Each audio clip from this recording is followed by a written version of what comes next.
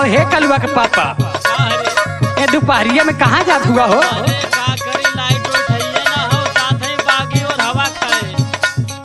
अच्छा जात हुआ तो तनी एक काम कर ले आया तो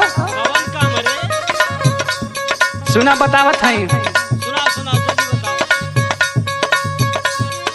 लगता लुआर पिया मारा ताजा गोरावा ले ले हना आय है ले ले हना राजा आम कटी कोरावा ले ले हना।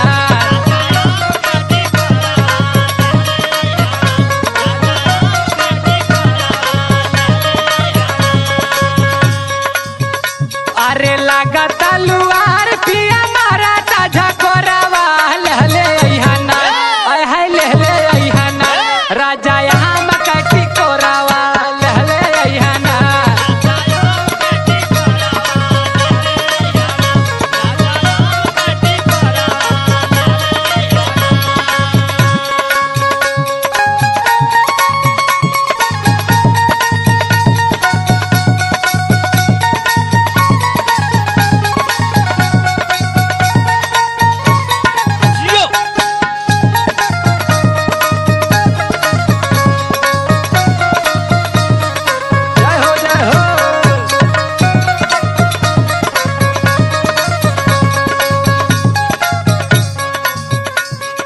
वही रड्डी कोरावा के बनिया में झोरा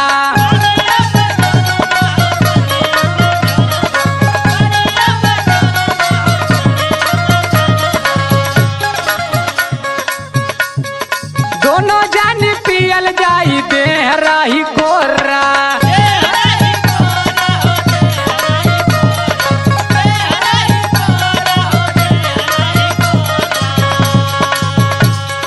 वही रड्डी कोरावा के बनिया में झोरा दोनों जानी पियल जाई दे रही कोरा।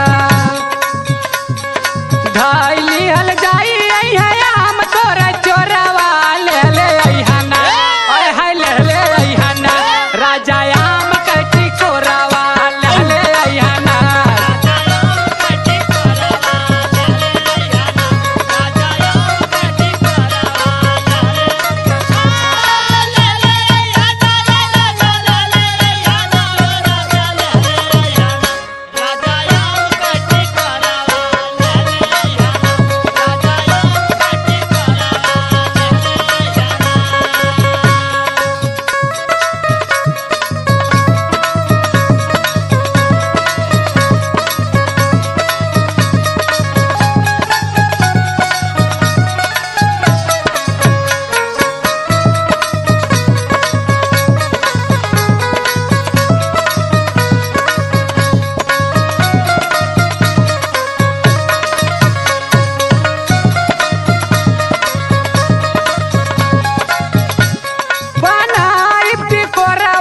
पिया खाटा मिठिया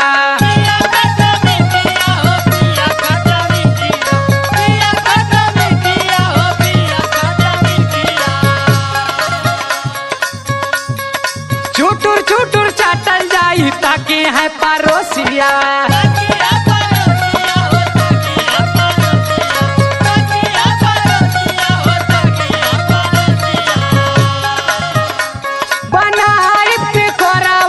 पिया खाटा मिठिया छुटुर छुटुर चाटल जाई ताकि है परोसिया।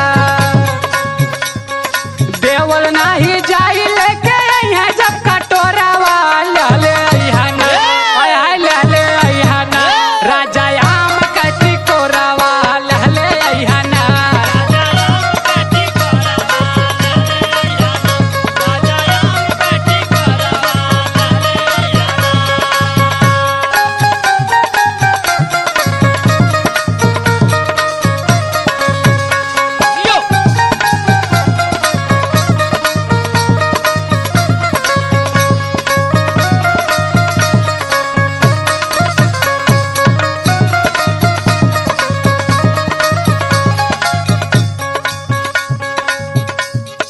साझ के करैला के बनाई कलवजी